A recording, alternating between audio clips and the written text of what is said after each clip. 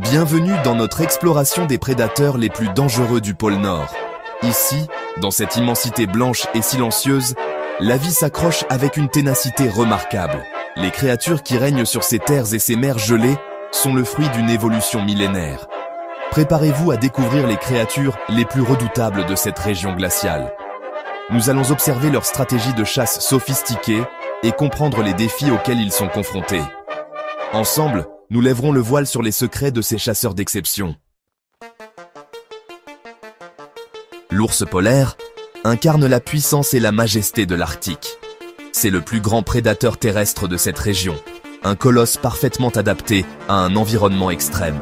Sa fourrure épaisse et une couche de graisse sous-cutanée lui offrent une isolation thermique exceptionnelle. Ses larges pattes agissent comme des raquettes, lui permettant de se déplacer avec agilité sur la neige et la glace. La vie de l'ours polaire est intimement liée à la banquise, sa principale plateforme de chasse. Il guette sa proie favorite, le phoque annelé, avec une patience infinie.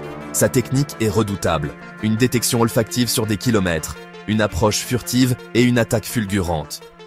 Ce chasseur solitaire erre sur de vastes territoires, suivant les mouvements saisonniers de la glace. Son odorat, extraordinairement développé, lui permet de localiser une carcasse de baleine ou un campement de phoque à des distances impressionnantes. La reproduction chez l'ours polaire est un processus lent et exigeant.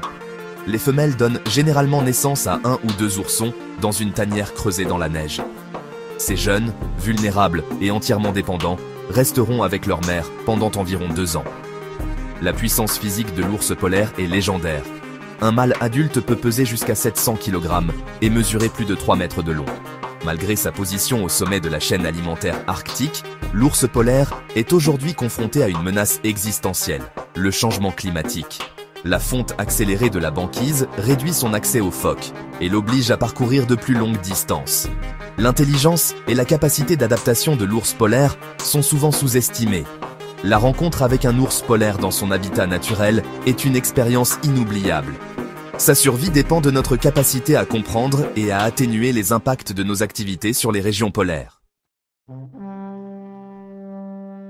Dans les vastes étendues désolées du Haut-Arctique, règne un autre prédateur formidable, le loup arctique. Sous-espèce du loup gris, il se distingue par sa fourrure d'un blanc immaculé, un camouflage parfait dans ce monde monochrome. Le loup arctique vit en meute, une structure sociale complexe et hiérarchisée, essentielle à sa survie.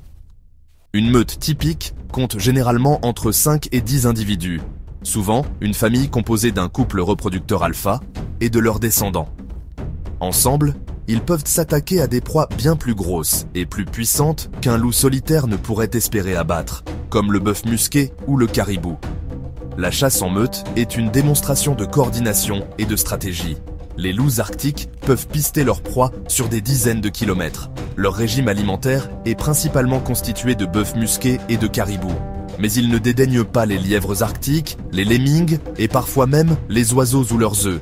La hiérarchie au sein de la meute est maintenue par des rituels de dominance et de soumission. Le couple alpha est généralement le seul à se reproduire, assurant ainsi que les ressources limitées sont concentrées sur l'élevage des louveteaux les plus forts. Toute la meute participe à l'éducation et à la protection des jeunes. Les territoires des meutes de loups arctiques peuvent être immenses, s'étendant sur des milliers de kilomètres carrés. L'adaptation du loup arctique à l'obscurité prolongée de l'hiver polaire est également remarquable. Comprendre la dynamique complexe de ces meutes et leur rôle écologique est fondamental pour assurer leur pérennité dans ce royaume de glace. Le renard arctique est un maître de la survie dans l'un des environnements les plus impitoyables de la planète. Sa caractéristique la plus distinctive est son épaisse fourrure, qui change de couleur avec les saisons. Cette fourrure est si isolante qu'il ne commence à frissonner qu'à des températures avoisinant les -70°C. Ses adaptations physiques ne s'arrêtent pas là.